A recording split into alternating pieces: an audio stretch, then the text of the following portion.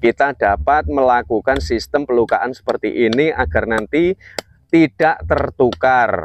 Nah, manfaat lain daripada sebuah pelukaan ini juga untuk mengendalikan, dan ini saya ada sebuah sampel lagi, saya ingin menanam dengan cara sistem stek tidur ataupun stek rebah ya.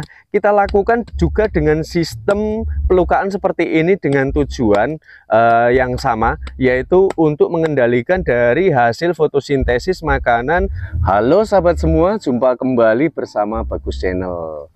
Masih seperti biasa dalam sebuah temanya, saya ingin membahas bagaimana cara menanam pohon singkong agar dapat menghasilkan buah yang sangat banyak, tentu lebat, lebih berbobot daripada umumnya orang menanam. Nah, di sini saya ingin menggunakan sekaligus saya ingin panen ya.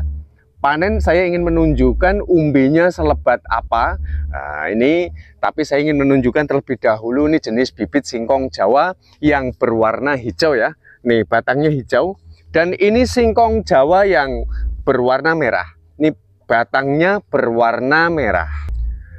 Singkong merah ini baru berusia 7 bulan. Nah, tapi buahnya atau umbinya sudah komplit dapat disaksikan ya. Nah, sebelum saya ingin berbagi tutorial, tentu agar dapat menghasilkan umbi yang lebat yang banyak seperti ini ada triknya. Jadi tidak main asal tancap saja. Padahal ini baru masa pembesaran umbi ya. Tuh buahnya banyak sekali ya. Nah, ini berusia 7 bulan, tadi saya ulangi ya. Nanti saya akan memanen kurang lebih berusia 10 hingga 11 bulan. Nah, sekarang umbi yang berwarna hijau ya. Seperti apa? Ini usia pohon singkong tersebut sudah berusia 11 bulan. Nah, ini sobat dapat lihat sendiri umbinya sebesar apa ya.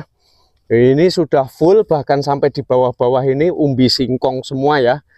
Wah, ini udah wayahnya panen ya. Ketika nanti aku panen, ini bobotnya itu satu pohon ini dari 20 hingga 30 kg. Nah, seperti itu. Tentu ini semua ada tutorial cara-cara menanam yang pasti menggunakan teknik ataupun treatment. Nah, langsung saja saya akan menjelaskan terhadap sobat semua. Untuk menyingkat kata, langsung saja bagaimana cara memotong bibit yang benar. Nah, setelah kita menemukan bibit yang kita perkirakan unggul, jika orang menggunakan media sentimeter sebagai ukurannya, nah kalau saya lebih menggunakan sesuai dengan kebutuhan yang diperlukan, yaitu dengan cara menghitung bekas pelepah ataupun calon tumbuhnya mata tunas 1, 2, 3, 4, 5, 6, 7. Saya cukup menggunakan 7 bekas pelepah ini saja, langsung saya pangkas. Demikian perbandingannya ya. Jika diukur menggunakan sentimeter, mungkin ini hanya sekitar 10 cm saja. Tapi umumnya orang menanam biasanya menggunakan media panjangnya itu dari 10 hingga 15 cm. Tapi kalau kita menggunakan sentimeter perkiraan seperti ini, nanti kalau terlalu panjang itu yang pertama, kalau lahannya itu terlalu luas maka bibit akan boros. Di samping itu juga kalau terlalu panjang, kalau menancapkan terlalu dalam maka nanti buah yang dihasilkan di bawah sana itu akan kerdil. Nah, sehingga kita perlu menancapkan sesuai dengan kebutuhannya saja. Lalu kenapa tidak panjang seperti ini? Kalau terlalu panjang, tunasnya pun akan terhambat. Jelas-jelas sudah saya pastikan besarnya itu akan lama, sehingga nanti akar akan lebih berfokus terhadap pembesaran tunas-tunasnya yang baru. Kita harus memilih bibit singkong ini jangan yang seperti ini ya, memiliki bekas mata tunas yang tidak teratur dan sangat berjauhan. Sudah saya pastikan nanti akan memiliki umbi yang sangat sedikit sekali. Jadi kita perlu mencari nih yang demikian nih sobat ya. Semakin rapat mata tunas ini maka akan semakin lebat umbi yang akan dihasilkan. Jika ingin menanam dengan cara sistem stek berdiri, maka kita harus menandai mana bagian atas dan mana bagian bawah. Sebab kalau sampai terbalik, nanti justru bibit singkong kita tidak akan tumbuh. Kita dapat melakukan sistem pelukaan seperti ini agar nanti tidak tertukar. Nah, manfaat lain daripada sebuah pelukaan ini juga untuk mengendalikan dari hasil fotosintesis, sehingga karena terdapat satu pelukaan di sekitar areal bekas pelepah ini, ketika nanti muncul akar, maka akar tersebut tidak akan segera larut ke atas menyuplai seluruh kebutuhan yang ada di atas, tapi dia lebih berfokus terhadap akar, pembesaran akar yang nanti akan update menjadi umbi. Pelukaan seperti ini nggak boleh ngawur ya, karena nanti kalau ngawur dia justru akan mengering. Ini cukup untuk menandai mana bagian atas dan bawah saja, dan kita harus sisakan bagian kulit itu harus masih ada yang masih tersisa. Karena nanti kalau ini sampai habis, ini nanti bisa berbahaya. Pohon singkong kita bisa mengalami kekeringan di bagian atas gitu. Dan ini saya ada sebuah sampel lagi, saya ingin menanam dengan cara sistem stek tidur ataupun stek rebah ya. Kita lakukan juga dengan sistem pelukaan seperti ini dengan tujuan yang sama, yaitu untuk mengendalikan dari hasil fotosintesis makanan yang dihasilkan.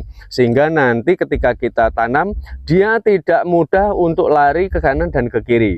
Sehingga akan berfokus terhadap mata tunas yang tumbuh nanti dari sekitar areal atas ataupun bawah ya, sehingga nanti dia akan lebih berfokus terhadap pembesaran akar maupun pelepah yang akan dihasilkan. Lalu dengan cara stek tidur ataupun stek rebah ini, apakah kita perlu melukainya dengan banyak ya dari segala sisi? Iya, karena ini untuk mengendalikan ya, tapi jangan terlalu berlebihan, nanti malah dia takutnya mengalami kekeringan dan akhirnya malah mati. Nah, seperti ini saja sudah cukup ya. Oke, langsung saja kita ke media tanam. Bagaimana cara menanam yang baik agar dapat menghasilkan umbi yang lebih melimpah. Untuk menghasilkan umbi singkong agar banyak memiliki kelebatan yang demikian, ini ada triknya, yaitu cara kita menanam.